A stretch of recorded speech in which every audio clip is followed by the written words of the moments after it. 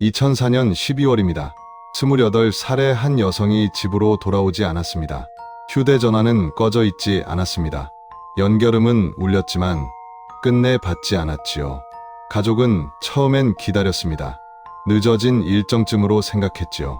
하지만 이틀째가 되자 기다림은 불안으로 바뀌었습니다. 전화는 계속 연결됐습니다. 신호음은 들렸지만 그 끝에는 아무 목소리도 없었지요. 결국 경찰에 신고가 접수됩니다. 딸이 집에 안 들어왔습니다. 경찰은 휴대전화를 추적했습니다. 위치는 확인됐고 전원도 꺼지지 않은 상태였지요. 그리고 사흘째 되는 날입니다. 경찰서로 전화 한 통이 걸려옵니다. 실종된 여성의 번호였습니다. 제가 본인입니다. 괜찮습니다. 통화는 짧았습니다. 목소리는 차분했지요. 너무 차분해서 잠시 멈칫하게 만들 정도였지요. 그 말 한마디로 사건은 정리되는 듯 보였습니다. 하지만 그때까지만 해도 아무도 몰랐습니다. 전화를 건 사람이 정말 그녀였는지, 그리고 그 순간 그녀는 이미 어디에 있었는지를 말이죠. 한지은 28살입니다. 군 관련 기관에서 행정 업무를 담당하던 민간인 직원이었지요. 정해진 시간에 출근했고 규정을 어긴 적은 한 번도 없었습니다. 조용했고 눈에 띄지 않는 사람이었지요. 동료들은 그녀를 착한 사람이라고 기억합니다. 말수가 적고 갈등을 만들지 않는 사람, 부탁을 받으면 거절하지 못하는 사람이었습니다. 2004년의 그 직장은 위계가 분명한 공간이었지요.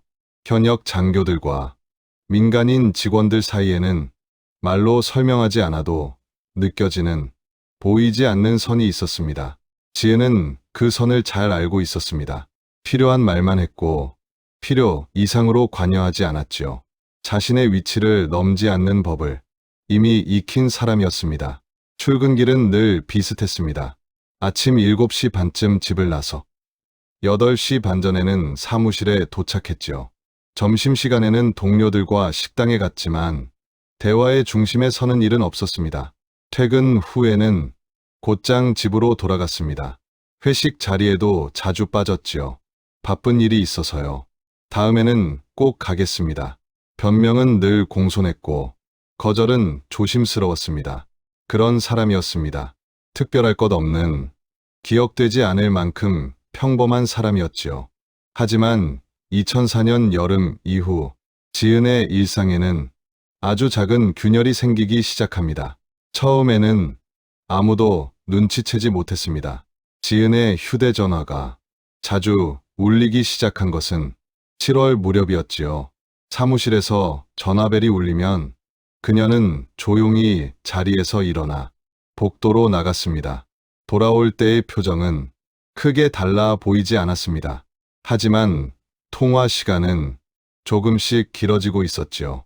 누구세요? 동료가 농담처럼 물었을 때 지은은 잠시 머뭇거렸습니다. 그냥 친구요. 대답은 짧았고 그 이상 질문하는 사람도 없었습니다. 2004년의 휴대전화는 모든 기록을 남기는 물건이었지요. 통화 내역은 고스란히 남았고 문자 메시지 하나도 요금 고지서에 찍히던 시절이었습니다. 지은은 문자를 읽자마자 지웠습니다. 보낸 문자도 마찬가지였지요. 요새 문자 많이 보내시나 봐요. 같은 팀 후배가 무심코 던진 말이었습니다. 지은은 웃으며 대답했지요. 아니에요. 별로 안 보내는데요. 하지만 그녀의 손은 습관처럼 휴대전화를 열고 닫았습니다. 마치 무언가를 확인해야만 하는 사람처럼 말이죠. 8월이 지나고 9월이 왔습니다. 그때쯤부터 지은의 변화는 조금 더 분명해졌습니다. 점심시간에 혼자 밖으로 나가는 일이 잦아졌고 회식 자리는 아예 나오지 않았지요. 요새 바쁘세요? 선배의 질문에 지은은 고개를 끄덕였습니다. 네, 좀 정리할 게 있어서요. 정리할 것. 그 말이 무엇을 의미하는지 아무도 묻지 않았습니다. 10월 중순의 어느 날 오후 지은이 복도에서 누군가와 통화하는 모습이 목격됩니다. 목소리는 낮았지만 분명했습니다. 이제 그만해야겠어요. 이렇게는 안 돼요. 통화를 마친 지은의 얼굴은 눈에 띄게 창백했습니다.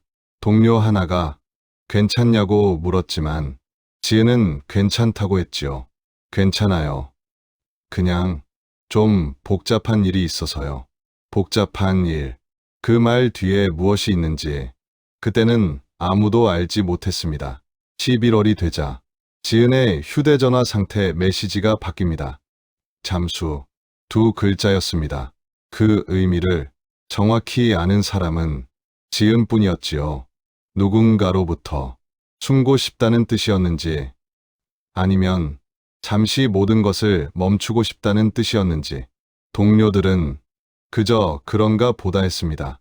2004년의 상태 메시지는 되게 가벼운 것이었으니까요.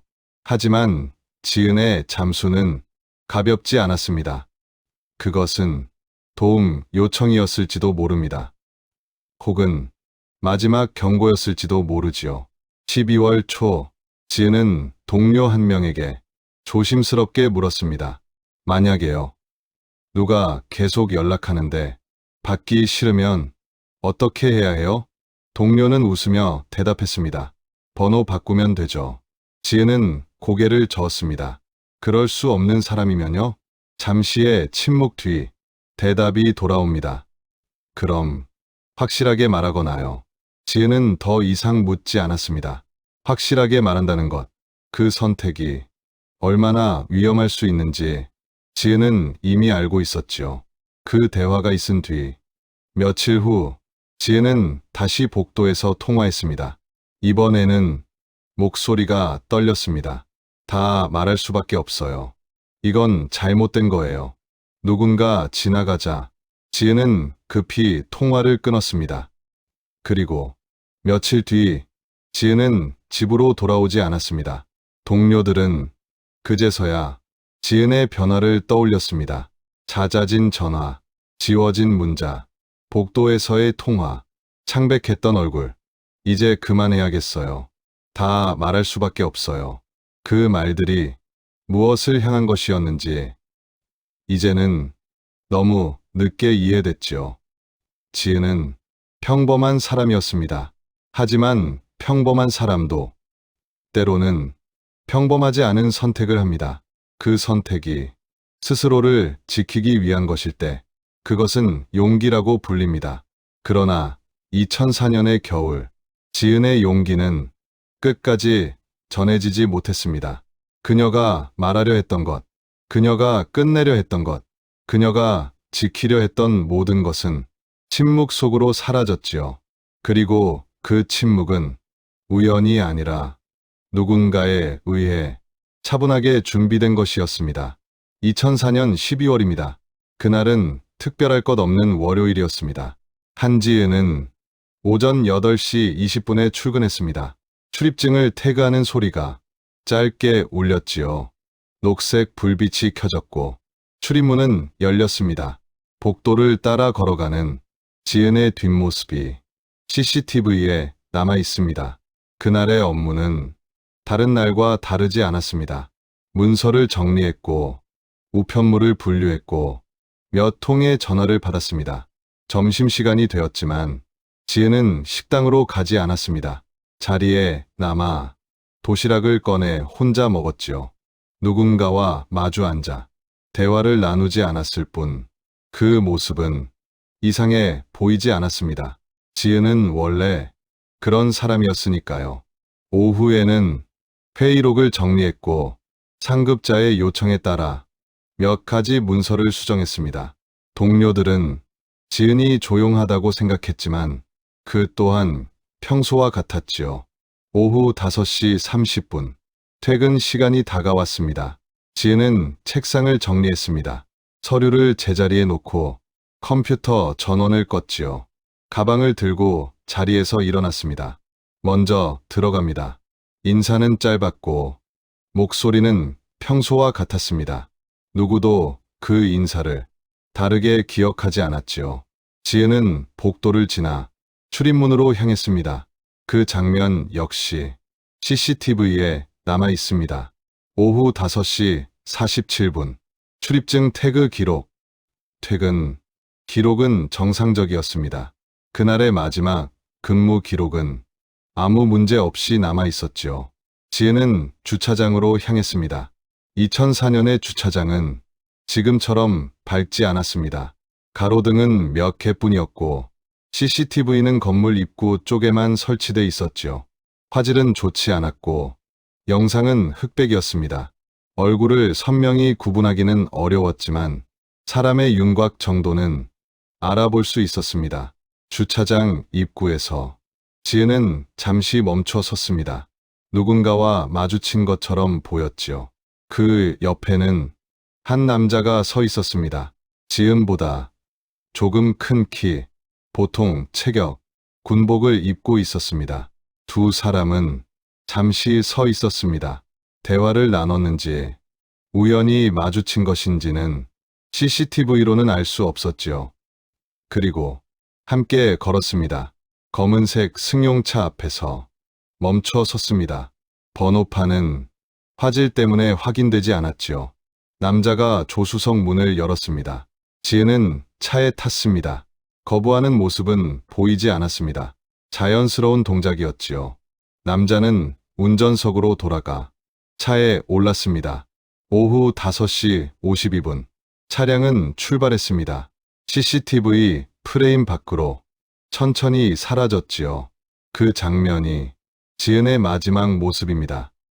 그날 아무도 그 장면을 이상하게 생각하지 않았습니다. 동료와 함께 퇴근하는 모습처럼 보였고 실제로 그런 일은 흔했기 때문입니다. 그 시절에는 카풀이라는 말이 자연스러웠지요. 같은 방향으로 가는 사람들이 차를 함께 타는 풍경은 특별하지 않았습니다. 하지만 그 차는 집으로 향하지 않았습니다. 차량은 부대 인근을 몇 차례 돌았습니다.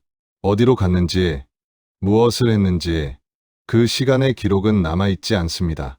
다만 나중에 밝혀진 것은 그 차 안에서 지은의 마지막 시간이 시작됐다는 사실입니다. 저녁 7시쯤 차량은 다시 부대 근처로 돌아옵니다. 하지만 이번에는 주차장이 아니었습니다. 외곽에 인적 드문 곳이었습니다. 남자는 차에서 내려 주변을 살폈습니다. 그리고 부대 안으로 들어갔지요. 사무실, 자재실, 창고. 그는 필요한 물건들을 하나씩 챙겼습니다. 대형 비닐봉지, 끈, 공구. 2004년의 부대는 야간에도 사람이 있었지만 모든 공간을 철저히 감시하지는 않았습니다. 특히 자재실이나 창고는 권한이 있으면 자유롭게 드나들 수 있었지요. 그는 장교였습니다. 권한이 있었고 의심받지 않았습니다. 밤 9시가 넘어서 그는 준비한 물건들을 들고 다시 차로 돌아갔습니다. 그리고 인근의 공터로 이동했습니다. 어둡고 사람이 없는 곳이었지요. 그곳에서 무슨 일이 있었는지 정확한 기록은 남아있지 않습니다. 다만 이후 발견된 흔적들로 추정할 뿐입니다. 밤 11시 무렵 차량은 다시 움직였습니다. 이번에는 강원도 방향이었습니다. 그 시절의 도로는 지금보다 훨씬 어두웠습니다. 고속도로를 벗어나면 가로등도 드물었고 CCTV도 거의 없었지요. 차는 북한강 인근까지 달렸습니다. 강가는 사람의 인기척이 없었습니다. 물소리만 들렸지요. 남자는 차에서 짐을 꺼냈습니다. 8개의 비닐봉지였습니다. 봉지 안에는 돌이 들어 있었습니다. 하나씩 물속으로 던졌습니다. 가라앉도록, 떠오르지 않도록. 물은 모든 것을 삼켰습니다. 새벽 2시쯤 남자는 다시 차를 몰았습니다. 돌아오는 길은 조용했습니다. 라디오는 켜지지 않았고 창문도 열리지 않았지요. 그는 계획대로 움직이고 있었습니다. 다음 날 아침 남자는 평소처럼 출근했습니다. 군복을 입고 인사를 했고 업무를 시작했지요. 아무 일도 없었던 것처럼 말입니다. 하지만 단 한 가지는 달라져 있었습니다. 그의 주머니에는 지은의 휴대전화가 들어 있었고 차 트렁크에는 지은의 출입증이 놓여 있었습니다. 이 두 가지 물건은 앞으로 며칠 동안 중요한 역할을 하게 됩니다.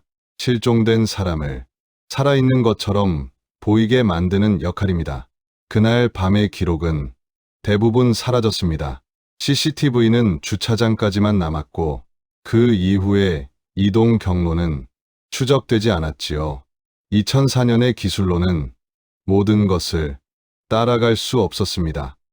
남자는 그 사실을 알고 있었습니다. 그래서 준비했고, 실행했고, 지웠습니다. 하지만 완벽한 범죄는 없습니다. 그날의 CCTV 영상은 일주일 뒤 수십 번 되돌려 보게 됩니다. 주차장에서 함께 걸어가던 두 사람, 차에 타던 순간, 프레임 밖으로 사라지던 차량, 그 장면은 나중에야 의미를 갖게 됩니다. 마지막이었다는 의미, 되돌아올 수 없었다는 의미이지요. 그리고 그 옆에 서 있던 남자가 누구였는지 그때는 아무도 몰랐지만 이제는 모두가 알고 있습니다.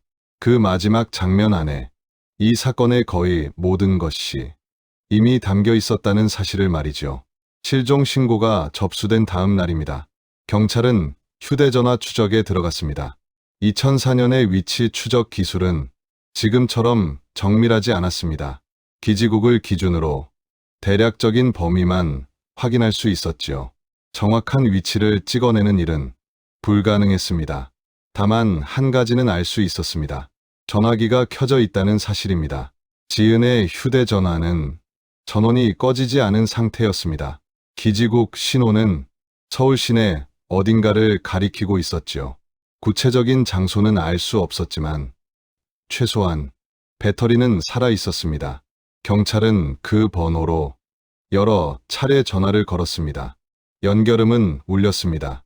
한 번, 두 번, 세 번, 그러나 받지 않았습니다. 계속 시도하세요. 담당 형사는 그렇게 지시했습니다. 실종 사건의 상당수는 며칠 안에 정리되기 때문입니다. 본인이 연락을 해오거나 가족이 찾아내거나 스스로 돌아오는 경우가 대부분이었지요. 2004년에도 성인의 실종은 그리 드문 일이 아니었습니다. 가출, 일시적인 도피, 개인적인 문제, 사유는 다양했고 대부분은 범죄와 무관했습니다.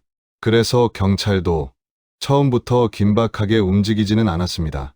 조금 더 기다려보세요. 곧 연락 올 겁니다. 어머니에게 전해진 말은 위로처럼 들렸지만 동시에 기다리라는 뜻이기도 했지요. 그리고 사흘째 되는 날입니다. 오후 2시 17분 경찰서 실종자 담당 부서로 전화 한 통이 걸려옵니다. 발신 번호는 실종 신고된 한지은의 휴대전화 번호였습니다. 경찰관이 전화를 받았습니다. 여보세요. 잠시 뒤 수화기 너머에서 목소리가 들려옵니다. 여보세요. 한지은 씨 맞습니까? 짧은 침묵이 흐른 뒤 대답이 돌아옵니다. 네, 제가 본인입니다. 목소리는 낮았습니다. 차분했고 감정이 거의 느껴지지 않았지요. 지금 어디 계십니까? 괜찮습니다. 신고 취소해주세요. 말은 간결했습니다. 설명도 부연도 없었습니다. 경찰관은 순간적으로 뭔가 이상하다고 느꼈습니다. 목소리의 톤이 여성치고는 낮았고 말투도 어딘가 부자연스러웠지요. 직접 확인이 필요합니다. 어디 계신지 말씀해 주시겠습니까? 지금은 어렵습니다. 나중에 연락드릴게요. 가족분들이 많이 걱정하고 계십니다. 알아요. 곧 연락할게요. 통화는 그렇게 끊겼습니다. 경찰관은 수화기를 내려놓으며 잠시 생각에 잠겼습니다. 이상하네. 옆에 있던 동료가 무심코 물었습니다. 뭐가요? 목소리가 좀 이상했어요. 어떻게요? 여자 같지가 않았어요. 동료는 웃으며 대답했습니다. 감기 걸렸을 수도 있죠. 아니면 목이 쉬었거나요. 경찰관은 고개를 끄덕이면서도 완전히 납득하지는 못했습니다. 하지만 더 이상 추궁하지는 않았지요. 일단 본인이 연락을 해왔고 괜찮다고 말했습니다. 그것만으로도 실종 사건의 절반은 해결된 셈이었기 때문입니다. 기록에는 이렇게 남았습니다. 본인 연락 확인됨, 생존 확인. 하지만 112 상황실 시스템에는 또 다른 기록이 남아 있었습니다. 발신자 성별 남성. 2004년의 시스템은 음성을 분석해 성별을 자동 표기하는 기능을 갖고 있었습니다. 정확도가 완벽하지는 않았지만 대부분의 경우 크게 빗나가지도 않았지요. 그날의 통화 역시 남성으로 표시됐습니다. 하지만 그 표기를 주목한 사람은 없었습니다. 실종자는 여성이고 전화한 사람은 본인이라고 했으니까요. 시스템 오류일 거라 생각하고 넘어갔습니다. 그날 저녁 경찰은 어머니에게 연락합니다. 따님과 통화했습니다. 괜찮다고 하시네요. 어머니는 안도의 한숨을 내쉬었지만 곧 의문이 뒤따랐습니다. 그럼 왜 집에 연락을 안 하는 거죠? 조금 있으면 연락 올 거라고 하셨습니다. 직접 만나보셨어요? 전화로만 확인했습니다. 어머니의 불안은 쉽게 가라앉지 않았습니다. 그럼 확실한 건가요? 경찰관은 잠시 망설였습니다. 목소리가 조금 이상하긴 했는데 감기일 수도 있고요. 그 말에 어머니의 마음은 더 흔들렸지요. 그럼 직접 확인을 해야 하는 거 아닌가요? 일단은 본인이 괜찮다고 했으니 조금 더 지켜보겠습니다. 만약에 딸이 아니면 어쩌려고요? 경찰관은 잠시 말을 고릅니다. 그럴 리는 없겠지요. 확신 없는 대답이었습니다. 하지만 절차상 더 할 수 있는 일은 많지 않았습니다. 본인이 직접 연락해 괜찮다고 말한 상황에서 강제로 찾아가 확인할 수는 없었지요.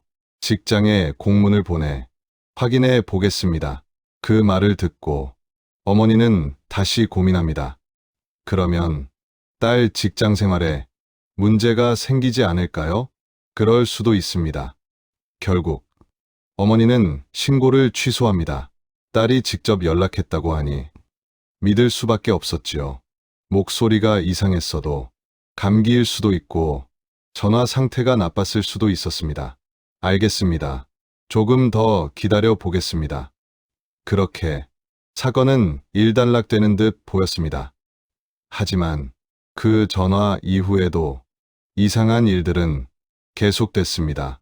다음 날 아침 어머니의 휴대전화로 문자 한 통이 도착합니다. 엄마, 미안해요. 당분간 집에 못 들어갈 것 같아요. 걱정 마세요. 문자는 짧았고 말투는 지은과 비슷했습니다. 어머니는 안도하면서도 마음 한구석이 불편했습니다. 왜 전화는 받지 않고 문자만 보내는 걸까? 지은아, 전화 좀 해줘. 답장을 보냈지만 회신은 없었습니다. 같은 시각, 지은의 직장에도 문자가 도착합니다. 급한 일이 생겨서 며칠 쉬어야 할 것 같습니다. 휴가 처리 부탁드립니다. 상사는 문자를 보고 잠시 고개를 갸웃했습니다. 평소 지은은 전화로 보고하던 사람이었기 때문입니다. 하지만 본인이 보낸 문자라면 믿을 수밖에 없었지요. 알겠습니다. 답장은 갔지만 역시 회신은 없었습니다. 그 뒤 며칠 동안 지은의 휴대전화에서는 간헐적으로 문자가 발송됐습니다. 가족에게, 직장에게, 지인에게 괜찮아요. 걱정 마세요. 곧 연락할게요. 모두 짧고 간결했습니다. 말투는 비슷했지만 어딘가 달랐습니다. 감정이 없었고 구체적인 설명도 없었지요. 그저 안심시키기 위한 최소한의 문장들 뿐이었습니다. 받는 사람들은 의아해했지만 의심하지는 않았습니다. 2004년에는 문자 메시지가 원래 그런 것이었기 때문입니다. 요금도 비쌌고 글자 수 제한도 있었지요. 그래서 아무도 그 문자들이 지은이 보낸 것이 아닐지도 모른다는 생각을 하지 못했습니다. 지은의 휴대전화는 계속 켜져 있었고 위치는 이동했고 문자도 발송됐습니다. 모든 것이 정상처럼 보였습니다. 살아있는 것처럼, 어딘가에 있는 것처럼 말이죠. 하지만 그 모든 것은 조작이었습니다. 누군가의 손에 의해 만들어진 생활 반응이었지요. 그리고 그 누군가는 그 순간에도 지은의 전화기를 주머니에 넣고 다니고 있었습니다. 그 뒤로 겉으로 보기에는 아무 일도 일어나지 않았습니다. 실종 신고는 취소됐고 경찰의 수사는 멈췄습니다.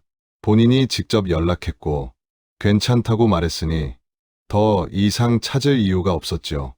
기록에는 이렇게 남았습니다. 본인 연락됨 종결. 2004년의 12월은 그렇게 흘러갔습니다. 거리에는 캐럴이 울렸고 백화점에는 크리스마스 장식이 걸렸습니다. 사람들은 연말을 준비했고 한 해를 정리하고 있었지요. 세상은 다음 날을 향해 아무렇지 않게 움직이고 있었습니다. 그 시간 동안 한지은이라는 이름은 조금씩 잊혀졌습니다. 가족은 여전히 기다렸지만 세상은 기다리지 않았습니다. 기다림은 개인의 몫이었고 사회는 이미 다음 일정으로 넘어가 있었지요. 언론도 이 사건을 다루지 않았습니다. 2004년에는 실종 사건이 뉴스가 되려면 분명한 조건이 필요했습니다. 유명인이거나 어린아이이거나 명백한 범죄 정황이 있어야 했죠. 성인 여성의 실종은 그 자체로는 사건이 되지 않았습니다. 더군다나 본인이 직접 연락까지 했다면 그건 더 이상 실종이 아니었습니다. 일시적인 가출, 개인적인 사정, 그렇게 분류됐고 그렇게 묻혔지요.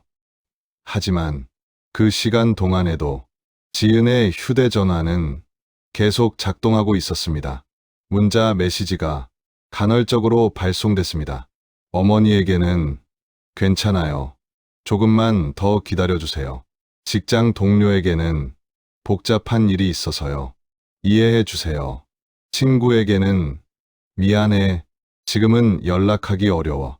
모든 메시지는 짧았고 구체적이지 않았습니다. 하지만 말투는 지은과 비슷했지요. 정중했고 조심스러웠고 미안함이 묻어있는 문장이었습니다. 받는 사람들은 의아했지만 깊이 의심하지는 않았습니다. 2004년의 문자 메시지는 원래 그런 것이었기 때문입니다. 짧고 간결하고 감정이 절제된 것이 당연했지요. 한글 자판으로 한 글자씩 눌러 써야 했고 요금도 비쌌습니다. 건당 20원. 길게 쓸 이유가 없었습니다. 그래서 지은의 문자도 이상하지 않아 보였습니다. 하지만 그 문자를 보내는 손은 지은의 것이 아니었습니다. 누군가가 지은의 휴대전화를 쥐고 한 글자씩 눌러 문자를 작성하고 있었습니다. 지은이 쓸 법한 말투로 지은이 할 법한 말을 골라 지은처럼 보내고 있었지요. 2004년에는 문자 메시지의 진위를 확인할 방법이 없었습니다. 필체를 볼 수도 없고 목소리를 들을 수도 없었지요. 그저 발신자 번호만 믿을 뿐이었습니다. 그 번호가 지은의 것이라면 지은이 보낸 것이라 생각할 수밖에 없었지요. 위치 추적도 정밀하지 않았습니다. 기지국 단위로만 대략적인 범위가 잡혔고 그마저도 오차가 많았습니다.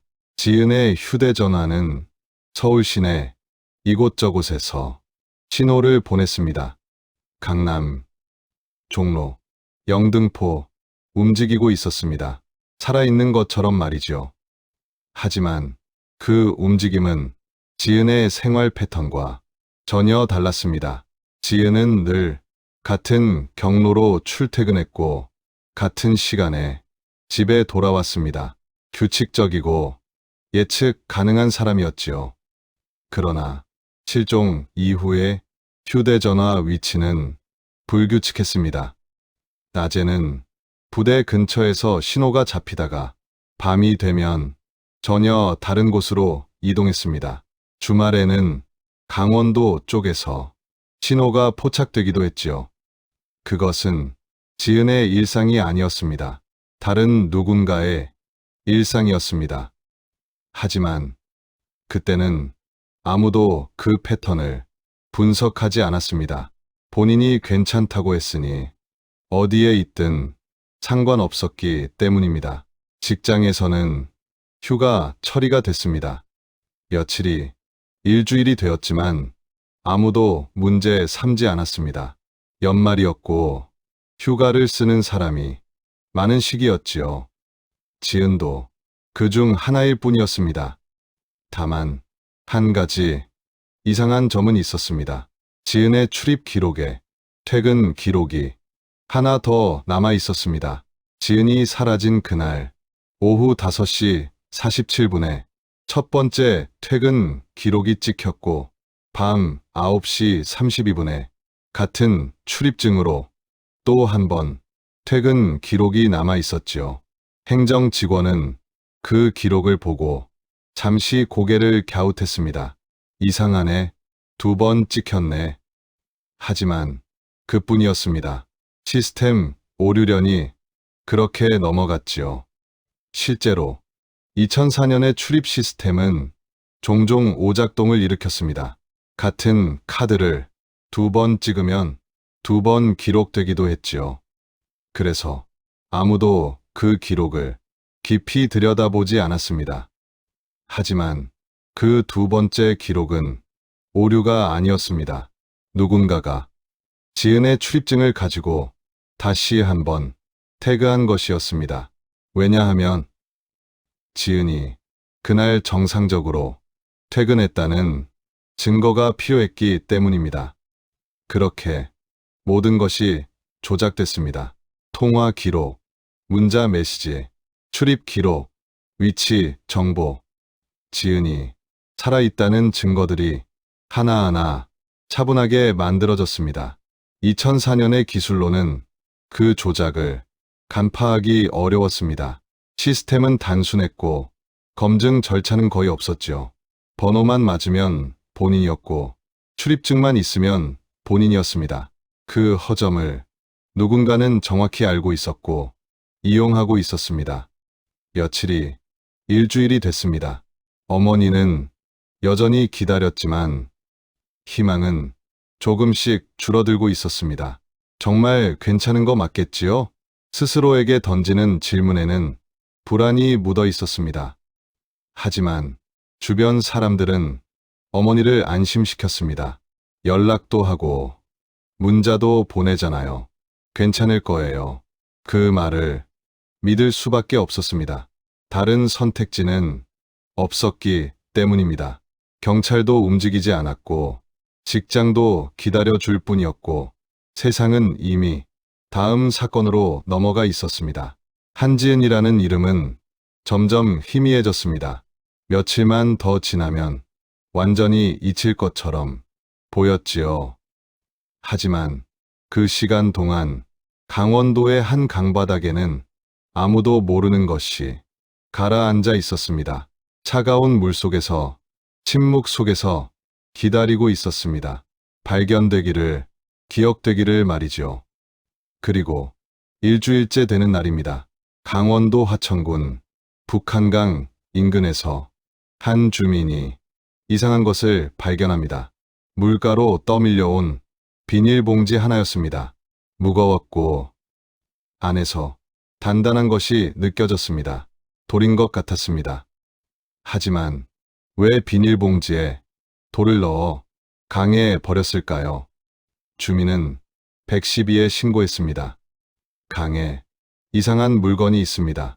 경찰이 출동했고 봉지를 열었습니다. 그 안에는 돌만 있지 않았습니다. 그리고 그 순간 멈춰 있던 시간이 다시 움직이기 시작했습니다. 2004년 12월 넷째 주입니다. 강원도 하천군 북한강 인근입니다. 한 주민이 강가를 따라 걷다가 무언가를 발견했습니다. 물가에 떠밀려온 검은색 비닐봉지 하나였습니다. 처음에는 쓰레기라고 생각했습니다. 강가에는 종종 버려진 물건들이 떠밀려 오곤 했으니까요. 하지만 가까이 다가가자 이상함이 느껴졌습니다. 봉지는 지나치게 무거워 보였고 입구는 끈으로 여러 번 단단히 묶여 있었습니다. 주민은 잠시 망설였습니다. 그대로 두고 갈까 고민했지요. 하지만 봉지를 살짝 건드리는 순간 안에서 단단한 감촉이 느껴졌습니다. 돌인 것 같았습니다. 왜 돌을 비닐봉지에 넣어 강에 버렸을까요? 이상하다는 생각이 머릿속을 스쳤습니다. 주민은 결국 112에 신고했습니다. 강에 이상한 물건이 있습니다. 오전 10시쯤 화천경찰서 소속 경찰관 2명이 현장에 출동했습니다. 강가에 도착해 문제의 봉지를 확인했습니다. 보기보다 훨씬 무거웠고 끈은 여러 겹으로 묶여 있었습니다. 경찰관 한 명이 말했습니다. 열어봅시다. 끈을 하나씩 풀었습니다. 봉지를 열자 안에는 정말 돌이 들어 있었습니다. 하지만 그 사이에 다른 것이 섞여 있었습니다. 순간 경찰관의 얼굴이 굳었습니다. 이거 말이 이어지지 않았습니다. 그 표정만으로 상황은 충분히 설명됐지요. 즉시 상부에 보고가 들어갔고 수색팀 투입이 결정됐습니다. 그날 오후부터 본격적인 수색이 시작됐습니다. 2004년의 수색은 지금처럼 정교하지 않았습니다. 수중 탐지 장비는 제한적이었고 드론도 없었습니다. 잠수사들이 직접 차가운 물속으로 들어가 강바닥을 더듬어야 했지요. 겨울의 북한강은 물살이 거셌고 시야는 흐렸습니다. 강바닥은 미끄러웠고 손끝의 감각만으로 물체를 구분해야 했습니다. 수색은 첫 번째 봉지가 발견된 지점을 중심으로 진행됐습니다. 얼마 지나지 않아 두 번째 봉지가 나왔습니다. 그리고 세 번째, 네 번째, 강바닥 곳곳에서 같은 형태의 봉지가 연이어 발견됐습니다. 모두 검은색 대형 비닐봉지였고 모두 안에 돌이 들어 있었습니다. 가라앉도록 떠오르지 않도록 말이죠. 해가 저물 무렵 수색은 일단 중단됐습니다. 총 8개의 봉지가 수거됐습니다. 현장은 통제됐고 언론에는 아직 알려지지 않았습니다. 신원이 확인되기 전까지는 어떤 발표도 할 수 없었기 때문입니다. 수거된 봉지들은 국립과학수사연구원으로 옮겨졌습니다. 2004년의 DNA 감식 기술은 지금보다 시간이 걸렸습니다. 빠르면 며칠, 길면 일주일 이상이 소요됐지요. 하지만 이 사건은 신속하게 처리됐습니다. 상태가 심각했고 신원 확인이 시급했기 때문입니다. 감식 결과는 이틀 뒤에 나왔습니다. DNA 대조 결과 실종자 명단에 있던 한 이름과 일치했습니다. 한지은 28살, 서울 거주, 군 관련 기관 근무. 한 달 전 실종 신고가 접수됐다가 본인 연락으로 취소된 사건이었습니다. 담당 형사는 그 이름을 보는 순간 몸이 굳었습니다. 연락 왔던 사람 아니었나요? 옆에 있던 동료가 조용히 대답했습니다. 맞습니다. 본인이 괜찮다고 전화했던 사람입니다. 잠시 말이 끊겼습니다. 본인이 전화했습니다. 괜찮다고 말했습니다. 문자도 보냈습니다. 그런데 지금은 강바닥에서 발견됐습니다. 그 말은 그 전화가 본인이 아니었다는 뜻이었습니다. 그 문자들도 본인이 보낸 게 아니라는 뜻이었지요.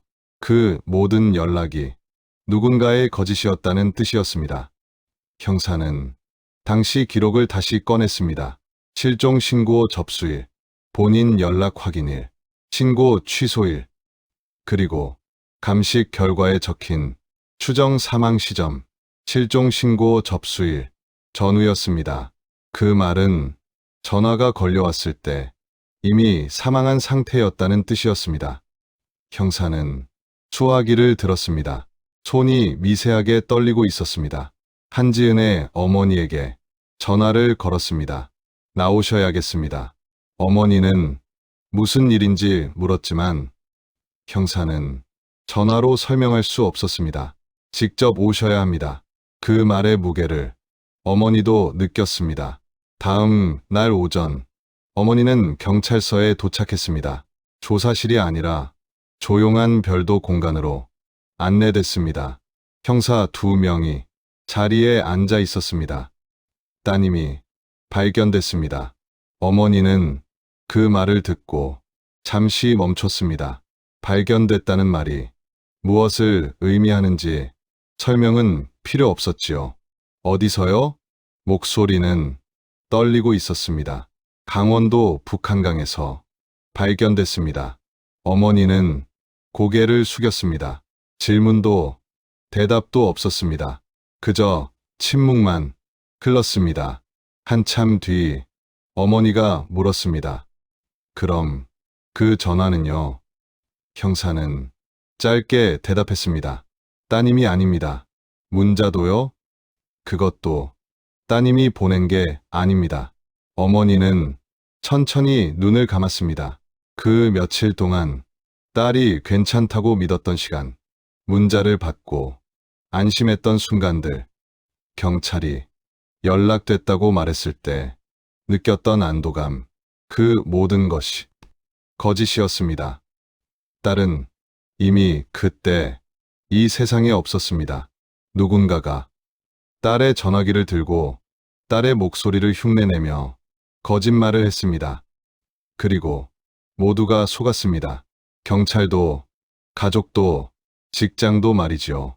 어머니는 한참을 울었습니다. 형사들은 아무 말도 하지 못했습니다. 이 사건은 이제 완전히 달라졌습니다. 실종 사건이 아니라 살인 사건이었습니다. 그리고 계획적이고 치밀한 범죄였습니다. 신원이 확인되자 언론이 움직이기 시작했습니다. 2004년의 언론은 지금처럼 빠르지는 않았지만 이런 사건은 금세 퍼졌습니다. 실종 여성, 강에서 시신으로 발견, 본인 행세한 전화, 알고 보니 타인. 제목은 자극적이었고 내용은 단편적이었습니다.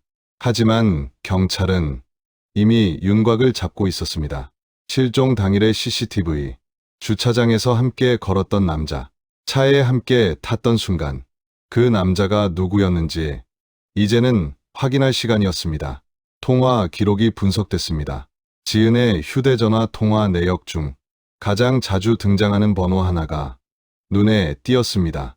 실종 전 한 달 동안 거의 매일 통화했습니다. 그 번호의 주인은 박민수, 41살, 육군 소령, 지은과 같은 부대에서 근무하던 현역 장교였습니다. 기록들이 하나씩 연결되기 시작했습니다. CCTV 속 남자의 체격, 군복, 주차 위치, 그리고 실종 이후에도 계속 사용된 지은의 휴대전화 위치, 모두 박민수의 동선과 겹치고 있었습니다. 수사팀은 긴급 회의를 열었습니다. 용의자를 특정합니다. 증거는 아직 완전하지 않았지만 정황은 분명했습니다. 체포 영장이 신청됐고 법원은 즉시 발부했습니다. 시신이 발견된 지 28시간 만이었습니다. 2004년 12월 마지막 주 서울 강남구 1원역 인근입니다. 박민수는 지하도를 걷고 있었습니다. 평소처럼 군복을 입고 평소처럼 걷고 있었습니다. 주머니에는 여전히 지은의 휴대전화가 들어 있었습니다. 그때 뒤에서 목소리가 들렸습니다. 박민수 소령님, 그는 걸음을 멈췄습니다. 천천히 돌아봤습니다. 사복 경찰 여러 명이 서 있었습니다. 긴급 체포합니다. 수갑이 채워졌습니다. 저항은 없었습니다. 변명도 없었습니다. 그는 이미 알고 있었을지도 모릅니다. 언젠가는 이 순간이 올 것이라는 걸 말이죠. 그날 한지은이라는 이름은 다시 세상에 기록됐습니다. 이번에는 실종자가 아니라 피해자로 기록됐습니다. 그리고 안도는 완전히 사라졌습니다. 박민수가 체포되자 그동안 닫혀있던 기록들이 다시 열리기 시작했습니다. 실종 신고 접수부터 본인 연락 확인, 그리고 신고 취소에 이르기까지 모든 과정이 처음부터 다시 검토됐습니다. 이번에는 다른 시각으로 말이죠. 이번에는 의심을 전제로 말입니다. 가장 먼저 분석된 것은 휴대전화 기록이었습니다. 통화 내역, 문자 전송 시각, 기지국 위치 정보. 2004년의 기록은 지금처럼 정밀하지는 않았습니다. 하지만 사람의 생활 패턴을 읽기에는 충분했지요. 지은의 휴대전화는 실종 이후에도 계속 작동하고 있었습니다. 문자를 보냈고, 전화를 걸었고, 위치를 바꾸며 움직였습니다. 겉으로 보기에는 살아있는 사람의 흔적이었지요. 하지만 그 움직임을 하나씩 연결하자 이상한 점이 드러났습니다. 지은의 평소 생활 패턴과 정확히 반대였기 때문입니다. 지은은 매일 아침 7시 반에 집을 나섰습니다. 8시 반 전에는 부대 근처에 도착했지요. 점심시간은 정오부터 1시까지 늘 같은 장소에서 보냈습니다. 퇴근은 오후 6시쯤이었고 저녁 7시면 집에 도착했습니다. 그 이후에는 거의 외출하지 않았지요. 주말에도 집 근처를 벗어나는 일은 드물었습니다. 규칙적이고 예측 가능한 삶이었습니다. 하지만 실종 이후의 휴대전화 위치는 완전히 달랐습니다. 평일 낮에는 부대 근처가 아니라 강남 일대에서 신호가 잡혔고 저녁에는 서초동 쪽으로 이동했습니다. 주말에는 강원도 인근에서 신호가 포착되기도 했지요. 지은이 단 한 번도 생활 반경으로 삼지 않았던 곳들이었습니다. 수사팀은 이 위치 정보를 다른 기록과 대조했습니다. 그리고 하나의 일치를 발견합니다. 같은 시간, 같은 장소에서 또 다른 휴대전화 신호가 함께 잡히고 있었습니다. 박민수의 전화였습니다. 지은의 전화가 강남에 있을 때 박민수도 강남에 있었습니다. 서초동에서도 강원도에서도 마찬가지였습니다. 두 전화기의 움직임은 거의 겹치다시피 했습니다. 그 말은 지은의 휴대전화를 박민수가 가지고 다녔다는 뜻이었습니다. 통화 기록도 다시 분석됐습니다. 실종 전 한 달 동안 지은과 박민수는 거의 매일 통화했습니다. 하루에도 여러 차례였습니다. 통화 시간은 대부분 짧았지만 어떤 날은 30분 넘게 이어지기도 했지요. 문자도 빈번하게 오갔습니다. 하지만 실종 직전 일주일 동안 통화 패턴이 눈에 띄게 달라졌습니다. 통화 시간은 급격히 줄었고 문자는 거의 사라졌습니다. 대신 박민수의 발신이 눈에 띄게 늘어났습니다. 하루에도 10통 이상이었습니다. 하지만 지은은 대부분 받지 않았습니다. 마지막 통화는 실종 이틀 전 저녁 9시 32분, 단 3분간이었습니다. 그 통화 이후로 지은은 박민수의 전화를 더 이상 받지 않았습니다. 하지만 박민수는 전화를 멈추지 않았습니다. 실종 당일 아침에도 4차례나 전화를 걸었습니다. 모두 연결되지 않았지요. 수사팀은 이 패턴에서 관계의 변화를 읽었습니다. 가까웠던 사이가 멀어지고 있었고, 한쪽은 연락을 피하고 있었습니다. 다른 한쪽은 점점 집착하고 있었지요. 그리고 실종 당일 두 사람은 주차장에서 만났습니다.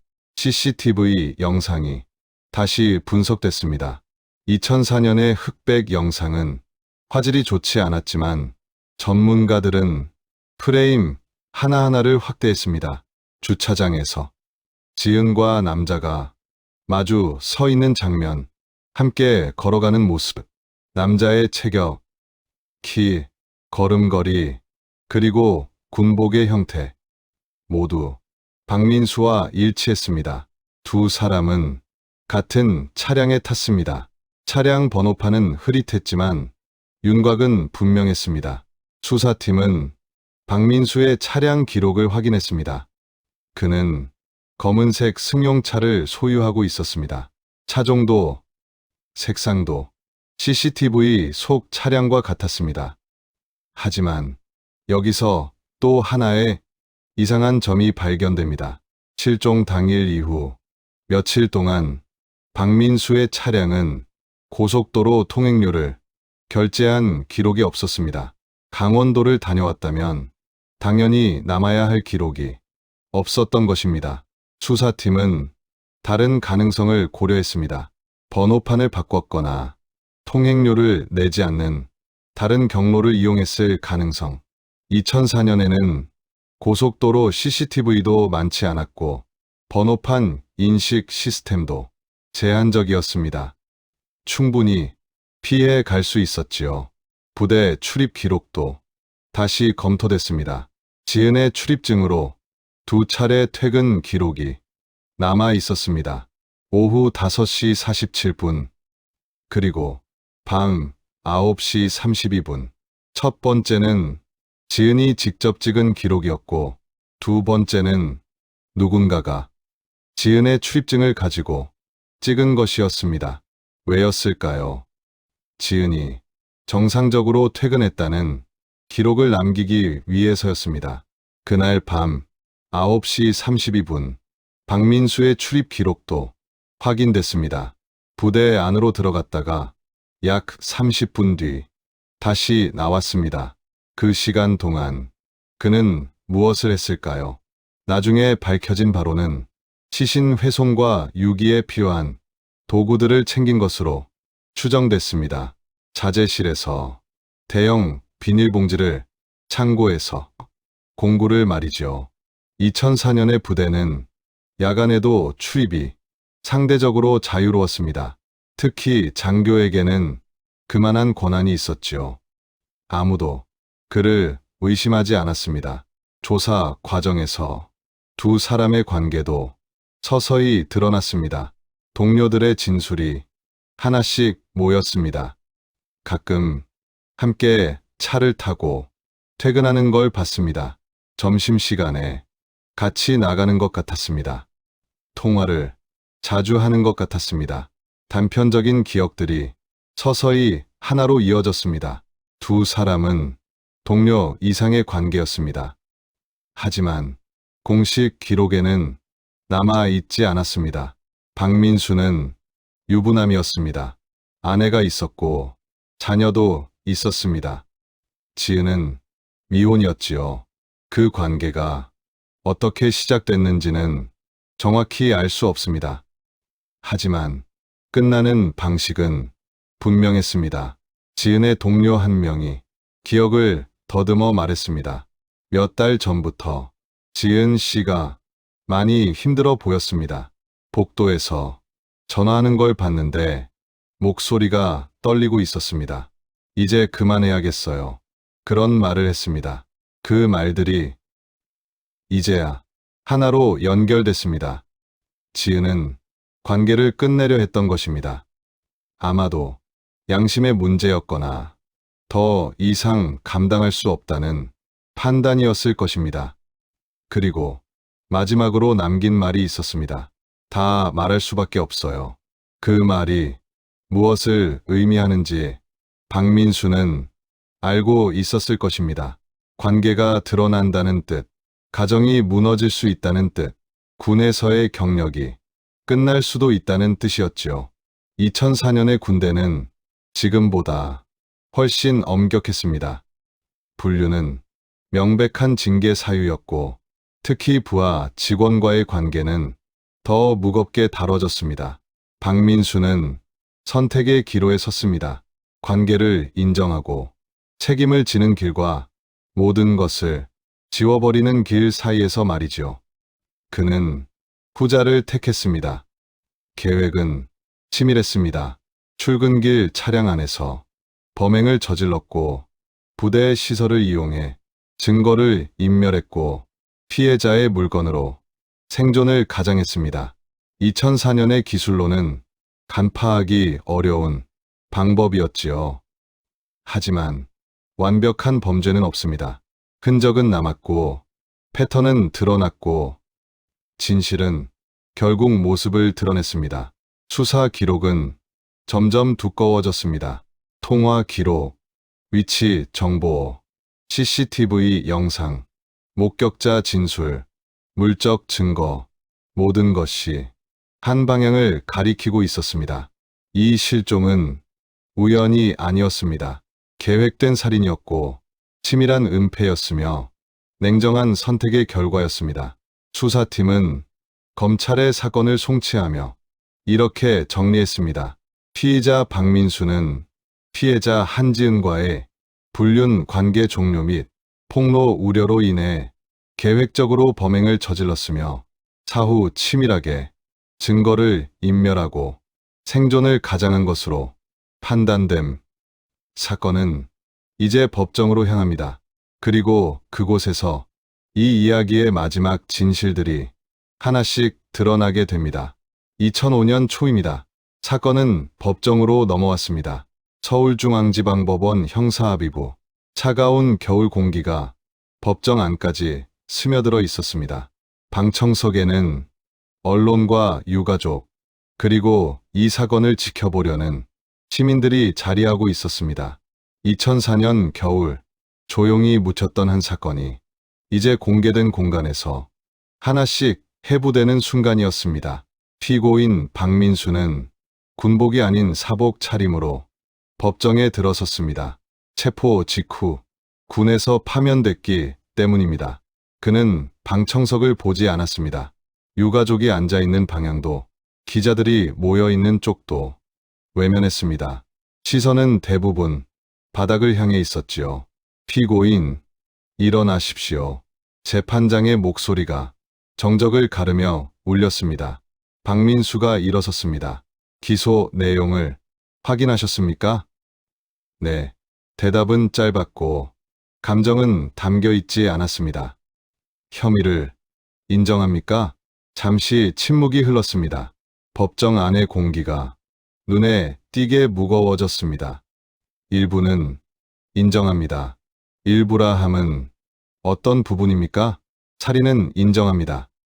다만 계획적이지는 않았습니다. 박민수의 목소리는 낮고 가라앉아 있었습니다. 미리 준비된 문장을 읽어 내려가는 것처럼 들렸지요. 검사가 자리에서 일어났습니다. 피고인은 본 범행을 우발적 범행이라고 주장하고 있습니다. 그러나 제출된 증거들은 전혀 다른 이야기를 하고 있습니다. 검사는 증거 목록을 차분히 펼쳤습니다. 첫째, 범행 도구의 준비입니다. 스크린에 사진이 띄워졌습니다. 검은색 고정줄 하나였습니다. 피고인은 차량 뒷좌석 바닥에 노트북 도난 방지용 고정줄을 미리 준비해 두었습니다. 이 물건은 일상적으로 차량에 보관하는 물건이 아닙니다. 피고인은 이 고정줄을 이용해 피해자를 질식시켰습니다. 검사는 잠시 말을 멈췄습니다. 우발적 범행이라면 이런 도구를 미리 준비할 이유가 없습니다. 박민수의 변호인이 즉시 반박했습니다. 해당 물건은 평소 차량에 있던 것입니다. 도난 방지를 위해 보관하던 물건이었고 범행 당시 우연히 사용된 것입니다. 검사는 고개를 저었습니다. 그렇다면 둘째 증거를 보겠습니다. 범행 직후의 행동입니다. 검사는 시간대별 동선을 하나씩 짚어갔습니다. 피고인은 범행 직후 부대로 복귀해 자재실과 창고를 돌며 비닐봉지 8장, 근, 공구를 체계적으로 수거했습니다. 오후 9시 32분부터 10시 7분까지 35분간의 동선이 부대 출입 기록과 목격자 진술로 확인됩니다. 재판장이 박민수를 바라봤습니다. 그 시간에 무엇을 했습니까? 박민수는 잠시 입을 다물었다가 대답했습니다. 물건을 챙겼습니다. 어떤 물건입니까? 시신을 처리하기 위한 물건들입니다. 재판장의 목소리가 한층 낮아졌습니다. 그 행동이 우발적 행동입니까? 박민수는 대답하지 않았습니다. 검사는 말을 이어갔습니다. 셋째, 시신 훼손과 유기의 방식입니다. 피고인은 부대 인근 공터에서 준비한 도구를 이용해 시신을 훼손했고 8개의 봉투로 나누어 담았습니다. 각 봉투에는 돌을 함께 넣어 물에 가라앉도록 했습니다. 이 과정은 최소 2시간 이상 소요됐을 것으로 추정됩니다. 검사는 방청석을 한번 훑어본 뒤 다시 재판장을 향했습니다. 우발적 범행 이후에 이 정도로 체계적인 행동이 가능합니까? 방청석 여기저기서 짧은 숨소리와 한숨이 흘러나왔습니다. 검사는 네 번째 증거를 제시했습니다. 피고인은 차량 번호판을 위조된 것으로 교체해 이동 경로를 숨겼습니다. 강원도 북한강까지 왕복 약 300km를 이동했지만 고속도로 통행 기록은 남아있지 않습니다. 2004년 당시 고속도로 CCTV와 번호판 인식 시스템이 제한적이라는 점을 피고인은 정확히 알고 있었습니다. 재판장이 질문했습니다. 번호판은 언제 준비했습니까? 박민수는 잠시 머뭇거렸습니다. 며칠 전에 준비했습니다.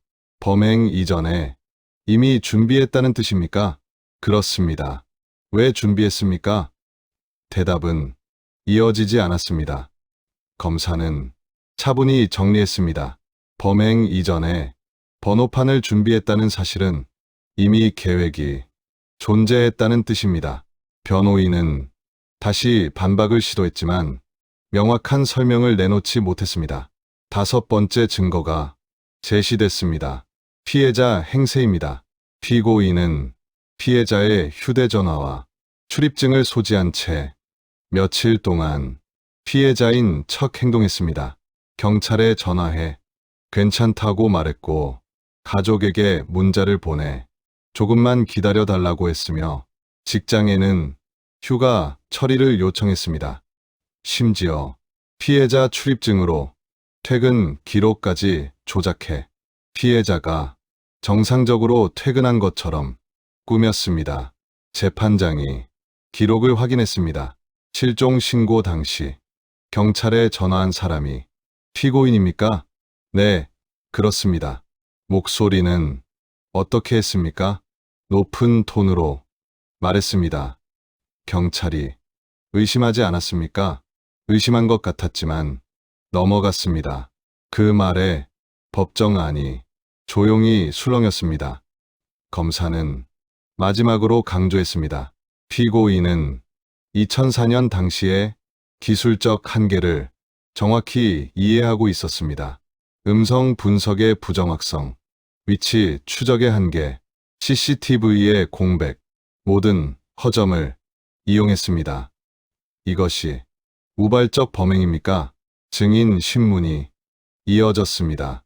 부대 동료들, 목격자들, 국과수 감식관, 통신 분석 전문가, 증언은 차분했지만 하나하나가 무게를 갖고 쌓였습니다.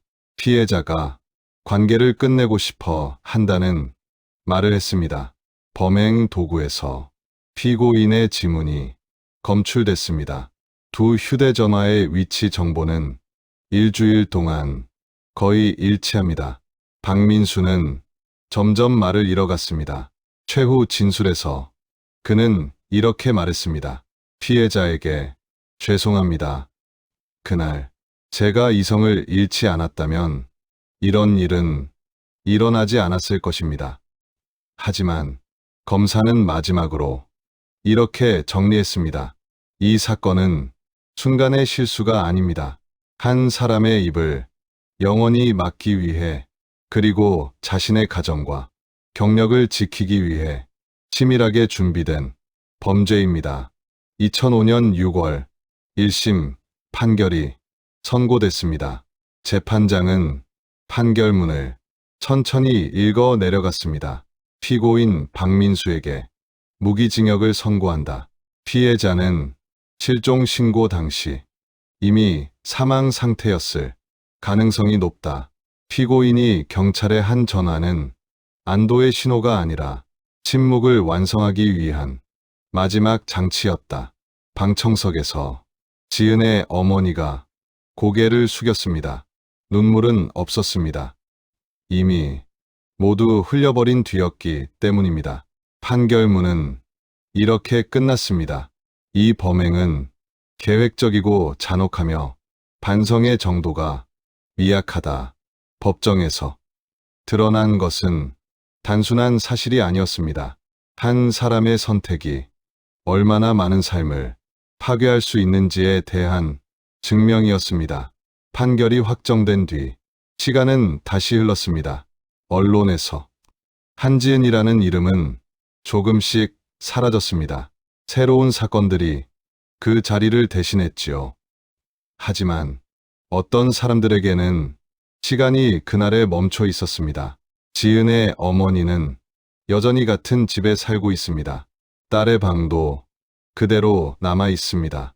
책상 위의 수첩, 옷장 속의 옷들, 하나도 치우지 않았습니다. 치울 수가 없었지요. 전화벨이 울릴 때면 어머니는 지금도 잠시 멈칫합니다. 받지 못했던 전화보다 받았던 그 전화가 더 오래 남아있기 때문입니다. 제가 본인입니다. 괜찮습니다. 그 목소리는 지은의 것이 아니었습니다. 하지만 그 순간에는 믿을 수밖에 없었습니다. 이 사건은 한 사람의 선택으로 시작됐고 여러 사람의 믿음으로 완성됐습니다. 그 이후 실종자 본인 확인 절차는 조금 더 엄격해졌습니다. 전화 한 통만으로 사건을 종결하지 않게 됐고 영상 통화나 직접 대면 확인이 의무화됐지요. 작은 변화였지만 의미 있는 변화였습니다. 한지은의 죽음이 다른 누군가를 살릴 수도 있다는 가능성, 그 가능성만으로도 이 이야기는 멈출 수 없었습니다. 어머니는 가끔 작은 자리에서 조심스럽게 말합니다. 딸은 힘들 때 혼자 견뎠어요. 도움을 청하지 못했지요. 그래서 저는 말하고 싶어요. 힘들면 말해도 된다고. 혼자 감당하지 않아도 된다고요. 세월은 흘렀고 어머니는 나이가 들었습니다. 하지만 딸의 방은 여전히 그대로입니다. 그리고 어머니는 이렇게 말합니다. 기억하는 일은 연약합니다. 하지만 그 연약함이 다음을 막습니다. 기억은 정의가 되고 정의는 반복을 멈춥니다. 이 이야기를 여기까지 들은 당신은 이미 그 기억의 일부입니다. 한지은이라는 이름을 기억하는 사람. 2004년 12월에 무슨 일이 있었는지 아는 사람이지요. 기억은 늦게 도착했지만 도착한 뒤에는 쉽게 사라지지 않습니다. 그래서 이 이야기는 여기 남아야 합니다. 한지은 28살, 2004년 12월 그녀의 이름으로 남겨진 것은 단순한 슬픔이 아닙니다. 변화를 향한 외침이고 다음 세대를 향한 조용한 경고입니다. 이야기는 끝났지만 남겨진 이들의 기다림과 상처는 여전히 현재형으로 남아 있습니다. 우리가 함께 기억하고 잊지 않으려 할 때 그 고통은 조금은 가벼워질지도 모르지요. 지금까지 실종의 흔적이었습니다. 다음 이야기도 함께 주시기 바랍니다. 구독과 알림 설정으로 사라진 이들의 발자국을 계속 따라가 주시기 바랍니다.